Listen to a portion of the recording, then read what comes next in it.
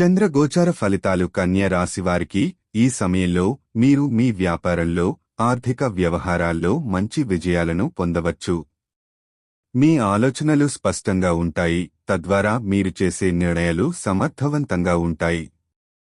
మానసిక శాంతి కోసం మీరు కొంత సమయం తక్కువ పని, ఒత్తిడి నుంచి దూరంగా ఉండడం మంచిది.